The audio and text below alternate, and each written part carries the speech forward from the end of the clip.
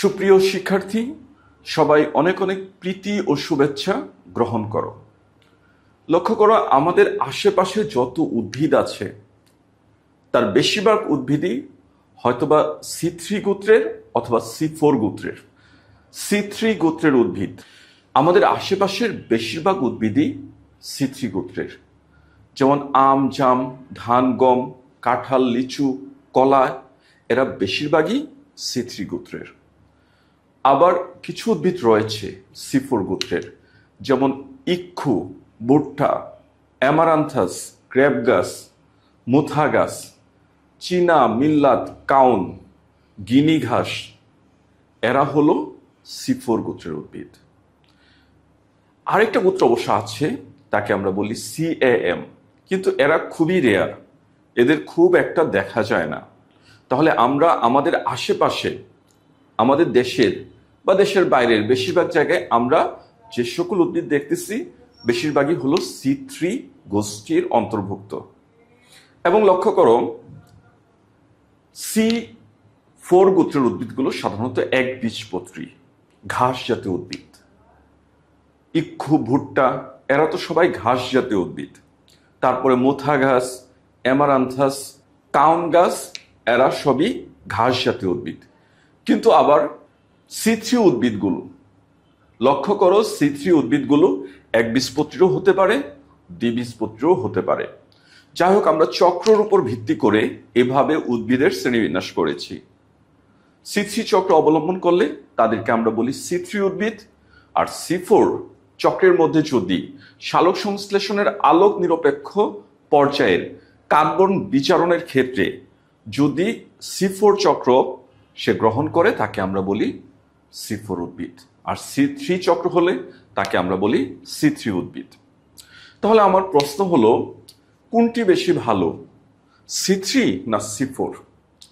ভালো আমরা কিসের ভিত্তিতে হিসাব করব? উৎপাদন বেশি, খাদ্য উপাদান বেশি, ভিতরে পুষ্টিমান বেশি, এগুলো দিয়েই তো আমরা ভালো হিসাব করব। তার সাথে আমরা এটাও হিসাব করব, চক্রতে বেশি পুষ্টি, উপাদান, আত্তীকরণ শক্তি বেশি হবে, তাদেরকেই তো আমরা ভালো বলবো। তাহলে এই হিসাবে আজকে আমরা তুলনা করব C3 চক্রের এবং C4 চক্রের, এবং এটাও তুলনা করব এই দুটির মধ্যে কোনটি বেশি ভালো। চলো আমরা শুরু করি। প্রথম আমরা জানবো এই C3 C4 চক্রের তুলনা, এবং এর ভিতরে আমরা জানবো কোনটি ভালো। শিক্ষার্থীরা লক্ষ্য করো, আমরা প্রথমেই দেখতেছি অভিযোজন ক্ষমতা। কি লিখেছি? C3 উদ্ভিদগুলো লক্ষ্য করো, তাদের উৎপত্তি, উদ্ভব, বিকাশ হয়েছে সাধারণত শীত প্রধান এলাকায়। যে সকল এলাকায় তাপমাত্রা নাতিশীতোষ্ণ অথবা শীতল, এই ধরনের এলাকায় বিকশিত হয়েছে C3 চক্রের উদ্ভিদগুলো। পক্ষান্তরে C4 চক্রের উদ্ভিদগুলো, তাদের উৎপত্তি, উদ্ভব, বিকাশ হয়েছে মরুচ এলাকায়, উষ্ণমণ্ডলীয় স্থানে। এই জন্য বলা হচ্ছে তারা উচ্চ তাপমাত্রায় খাপ খাওয়াতে সক্ষম। একটা তথ্য মনে রাখবে, C3 উদ্ভিদগুলো তাদের অপটিমাম টেম্পারেচার 10 থেকে 25 ডিগ্রি সেলসিয়াস, অর্থাৎ এই তাপমাত্রায় তারা ভালোভাবে তাদের ক্রিয়াকলাপ চালাতে পারে। বিপরীতে C4 উদ্ভিদগুলো 30 থেকে 45 ডিগ্রি সেলসিয়াস পর্যন্ত তারা কাজ চালাতে পারে। অর্থাৎ উষ্ণমণ্ডলীয় এলাকায়, মরুচ পরিবেশে অভিযোজন ক্ষমতা, তার টিকে থাকার ক্ষমতা, প্রতিকূল পরিবেশে খাপ খাওয়ানোর ক্ষমতা কার বেশি? C4 চক্রের উদ্ভিদগুলো। তাহলে আমরা কি জানলাম? অভিযোজন ক্ষমতা, উচ্চ তাপমাত্রায় খাপ খাওয়াতে অক্ষম কারা? C3 উদ্ভিদ। বিপরীতে উচ্চ তাপমাত্রায় খাপ খাওয়াতে সক্ষম কারা? C4 উদ্ভিদ। শিক্ষার্থীরা লক্ষ্য করো, C3 চক্রে কার্বন ডাইঅক্সাইড প্রবেশ করে এই রাইবোলোজ 1,5 বিসফসফেটের পরবর্তী স্থান থেকে। এই রাইবোলোজ 1,5 বিসফসফেটের সাথে কার্বন ডাইঅক্সাইড যুক্ত হয়ে প্রথমে তৈরি করে অস্থায়ী কিটো অ্যাসিড, পরবর্তীতে তৈরি করে 3-ফসফোগ্লিসারিক অ্যাসিড 3-PGA। আবার লক্ষ্য করো, C4 চক্রে কার্বন ডাইঅক্সাইড প্রবেশ করে এই স্থান দিয়ে, কার্বন ডাইঅক্সাইড প্রবেশ করে ফসফিনাল পাইরুভিক অ্যাসিডের পর দিয়ে। অর্থাৎ কার্বন ডাইঅক্সাইড গ্রাহক হলো যে স্থান দিয়ে কার্বন ডাইঅক্সাইড প্রবেশ করবে তার আগের যৌগ। তাহলে ওই হিসেবে আমরা দেখতেছি এখানে কার্বন ডাইঅক্সাইড গ্রাহক হলো রাইবোলোজ 1,5-বিসফসফেট, আর C4 চক্রে কার্বন ডাইঅক্সাইড গ্রাহক হলো ফসফোইনল পাইরুভিক অ্যাসিড। C4 চক্রে কার্বন ডাইঅক্সাইড গ্রাহক হলো ফসফোইনল পাইরুভিক অ্যাসিড। তাহলে লক্ষ্য করো এখান দিয়ে যে কার্বন ডাইঅক্সাইড প্রবেশ করে, C3 চক্রে যে কার্বন ডাইঅক্সাইড প্রবেশ করে তার চেয়ে কার্বন ডাইঅক্সাইড গ্রহণ ক্ষমতা, কার্বন ডাইঅক্সাইড ধারণ ক্ষমতা, ধরে রাখার ক্ষমতা C4 চক্রের উদ্ভিদে বেশি। C3 উদ্ভিদের কার্বন ডাইঅক্সাইড আবার বেশিরভাগ কার্বন ডাইঅক্সাইড চক্রকে পুনরাবৃত্তি করতে আবার চলে যায়, কিন্তু C4 চক্রে যে কার্বন ডাইঅক্সাইডটাকে ধরে আনে তাকে একদম C3 চক্রের ভিতরে, তার একটি বিশেষ চক্র প্যারালাল চক্র C4 এর ভিতরে C3 চক্র সম্পন্ন হয়, সেখানে পাঠিয়ে দেয়। অর্থাৎ এখানে কার্বন ডাইঅক্সাইড ব্যাক করার কোনো সুযোগ থাকে না। এই জন্যই বলা হচ্ছে কার্বন ডাইঅক্সাইড ধারণ ক্ষমতা। কার্বন ডাইঅক্সাইড গ্রাহক হিসেবে C3 উদ্ভিদের রাইবোলোজ 1,5-বিসফসফেট RUBPর ক্ষমতা কম, বিপরীতে C4 উদ্ভিদের ক্ষেত্রে কার্বন ডাইঅক্সাইড গ্রহণ ক্ষমতা ফসফোইনল পাইরুভিক অ্যাসিডের ক্ষমতা বেশি। তাহলে কার্বন ডাইঅক্সাইড গ্রহণ ক্ষমতা কার বেশি? C4 চক্রের উদ্ভিদে। আমরা যদি বলতে চাই ভালো উদ্ভিদকে C3 না C4, অবশ্যই হবে C4 উদ্ভিদ। শিক্ষার্থীরা লক্ষ্য করো, খুব সহজ একটা বৈশিষ্ট্য, পত্ররন্ধ্রের অবস্থা। পত্ররন্ধ্র দিয়ে সালোক সংশ্লেষণের ক্ষেত্রে কার্বন ডাইঅক্সাইড প্রবেশ করে। সালোক সংশ্লেষণের বিক্রিয়ক কার্বন ডাইঅক্সাইড প্রবেশ করে এই পত্ররন্ধ্র দিয়ে। আংশিকভাবে পত্ররন্ধ্র খোলা থাকা অবস্থায়, আংশিকভাবে পত্ররন্ধ্র খোলা অবস্থায় তো খুব ভালো করে C3 C4 দুই চক্রই চলতে পারে, কিন্তু আংশিকভাবে পত্ররন্ধ্র খোলা অবস্থায় C3 চক্র বন্ধ হয়ে যায়, কারণ তার কার্বন ডাইঅক্সাইড বেশি লাগে। আংশিক পত্ররন্ধ্র খোলা থাকা অবস্থায় তো পত্ররন্ধ্র দিয়ে আংশিক কার্বন ডাইঅক্সাইড প্রবেশ করতে পারবে। এই হিসেবে আংশিক পত্ররন্ধ্র খোলা অবস্থায় C3 চক্র বন্ধ হয়ে যায়। বিপরীতে আংশিকভাবে খোলা অবস্থায় পত্ররন্ধ্র আংশিকভাবে খোলা থাকা অবস্থাতেও যদি কম কার্বন ডাইঅক্সাইড প্রবেশ করে তারপরেও C4 চক্র সুন্দরভাবে চলতে পারে। তাহলে ভালো কোনটি? অবশ্যই C4 উদ্ভিদ।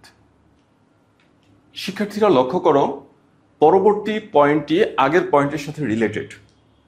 কি বলেছিলাম? পত্ররন্ধ্র আংশিক খোলা থাকলে কম পরিমাণ, কম ঘনত্বের কার্বন ডাইঅক্সাইড প্রবেশ করতে পারে। তাহলে কম কার্বন ডাইঅক্সাইড প্রবেশ করলে কিন্তু C3 চক্র চলতে পারে না। তার জন্য প্রয়োজন দেখো কত, 50 থেকে 150 ppm ঘনত্বের carbon dioxide, parts per million, সংক্ষেপে ppm। অর্থাৎ এখানে শতকরায় না, হিসাব করা হয় মিলিয়নে। 10 লক্ষ অণুর মধ্যে যদি 50 থেকে 150টি অণু থাকে তখন এই ক্ষেত্রে C3 উদ্ভিদের ক্ষেত্রে সালোক সংশ্লেষণ প্রক্রিয়া চলতে পারবে। বিপরীতে লক্ষ্য করো, C4 উদ্ভিদের জন্য খুব কম, মাত্র 0.1 থেকে 1ও না, তার চেয়েও কম, তার 10 ভাগের 1 ভাগ, 0.1 থেকে 10 ppm এই ঘনত্বের খুব সামান্য পরিমাণ কার্বন ডাইঅক্সাইড হলেও এই C4 চক্র ঠিকই চলতে পারে। তাহলে কম ঘনত্বের কার্বন ডাইঅক্সাইড, জীবের ঘনত্ব যদি কম থাকে, উদ্ভিদ প্রাণীর ঘনত্ব যদি কম থাকে, সেই মরুজ এলাকাতে চিন্তা করো যেখানে উদ্ভিদ প্রাণী নাই বললেই চলে, তাহলে ওই ঘনত্বের ওই অঞ্চলের, কারণ প্রাণী না থাকলে, জীব না থাকলে কার্বন ডাইঅক্সাইড কোত্থেকে আসবে? তাহলে ওই ঘনত্বের কম পরিমাণ কার্বন ডাইঅক্সাইড থাকা অবস্থাতেও চলতে পারে C4 চক্র। তাহলে সহজভাবে আমরা বলতে পারি কোনটা ভালো? অবশ্যই অবশ্যই C4 চক্রের উদ্ভিদ, C4 উদ্ভিদ। শিক্ষার্থীরা লক্ষ্য করো, একটি ঋণাত্মক ঘটনা হলো ফটোরেসপিরেশন। ফটোরেসপিরেশন কি? বাংলায় বলা হয় সালোক শ্বসন। সালোক সংশ্লেষণ না, সালোক সংশ্লেষণের বিপরীত ক্রিয়া সালোক শ্বসন, স্ব-আলোক শ্বসন। দেখো পরিবেশটা লক্ষ্য করো, তীব্র রৌদ্রোজ্জ্বল পরিবেশে যখন আলো অনেক বেশি থাকে, কার্বন ডাইঅক্সাইডের ঘনত্ব কম হলে সালোক সংশ্লেষণের বিক্রিয়ক, প্রধান বিক্রিয়ক যদি কার্বন ডাইঅক্সাইড কম পরিমাণ থাকে, বিপরীতে অক্সিজেনের ঘনত্ব বা মাত্রা বেশি থাকলে, তাহলে সালোক সংশ্লেষণে কার্বন বিচারণ প্রক্রিয়া কমে যায় এবং C3 উদ্ভিদে 3টি বিশেষ স্থানে, খুব ভালো করে মনে রাখবে, মাইটোকন্ড্রিয়া, প্লাস্টিড ও পারক্সিজমে, এই তিনটি স্থানে সালোক সংশ্লেষণ ক্রিয়ার বিপরীতে শ্বসন ক্রিয়া শুরু হয়ে যাবে। অর্থাৎ সালোক সংশ্লেষণের যে আমরা বিক্রিয়াটি দেখি, কার্বন ডাইঅক্সাইড আর পানি মিলিতভাবে তৈরি করে শর্করা, অক্সিজেন, কিন্তু এখানে বিপরীতভাবে বিক্রিয়াটি চালু হয়ে যায়।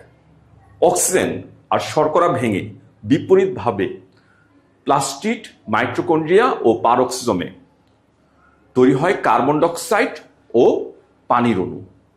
তাহলে এটা হলো একটা ঋণাত্মক ঘটনা। এতে উৎপাদন হার 25% পর্যন্ত, C3 উদ্ভিদের ক্ষেত্রে 25% পর্যন্ত উৎপাদন কমে যেতে পারে। তাহলে এই ধরনের একটা নেগেটিভ ঘটনা আমরা C3 উদ্ভিদের ক্ষেত্রে দেখতে পাই, কিন্তু C4 উদ্ভিদে এই ধরনের ফটো রেসপিরেশন বলতে কোনো ঘটনা তার মধ্যে দেখা যায় না। তাহলে নিঃসন্দেহে কে ভালো? অবশ্যই C4 উদ্ভিদ ভালো।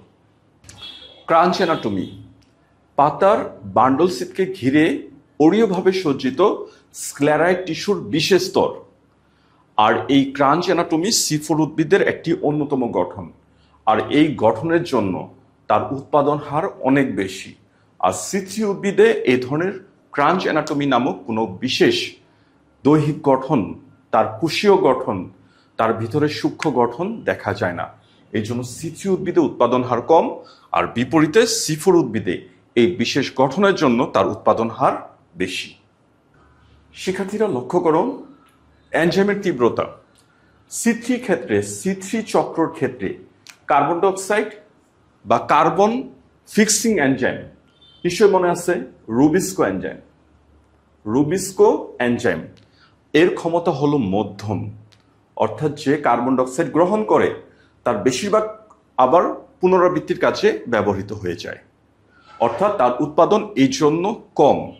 বিপরীতে C4 চক্রে কার্বন ফিক্সিং এনজাইম কি ছিল মনে আছে নিশ্চয়ই?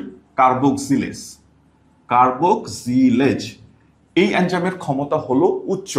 অর্থাৎ যে কার্বনকে সে গ্রহণ করে, ফিক্সেশন করে, আত্মীকরণ করে, তাকে ধরে নিয়ে এসে C3 চক্রের ভিতরে C4 চক্রের সাথে চলা, প্যারালালভাবে চলা C3 চক্রের ভিতরে পাঠিয়ে দেয়, এবং ওখানে C3 চক্রের ভিতরে শেষ না হওয়া পর্যন্ত, তার তৈরি হওয়ার আগ পর্যন্ত কার্বন এখানেই ঘুরতে থাকে এবং ঘুরতে ঘুরতে অধিক পরিমাণ শর্করা তৈরি করে। তাহলে আমরা বুঝতেছি উৎপাদন ক্ষমতা কার বেশি, গ্রহণ ক্ষমতা উচ্চ কার বেশি? C4 চক্রের ক্ষেত্রে। আর বিপরীতে C3 চক্রের ক্ষেত্রে এর ক্ষমতা খুবই নিম্নমানের, তবে আমরা এখানে জাস্ট লিখেছি এর ক্ষমতা হলো মধ্যম। আর C4 ক্ষেত্রে কার্বন ফিক্সিং ক্ষমতা উচ্চ। তাহলে আমরা সার্বিক আলোচনা থেকে এটাই বুঝতে পারি C3 অর C4 কোনটি ভালো? অবশ্যই C4 উদ্ভিদ ভালো। আশা করি প্রত্যেকটি পয়েন্ট ভালো করে বুঝতে পেরেছ। তো সাথে থাকার জন্য সবাইকে ধন্যবাদ।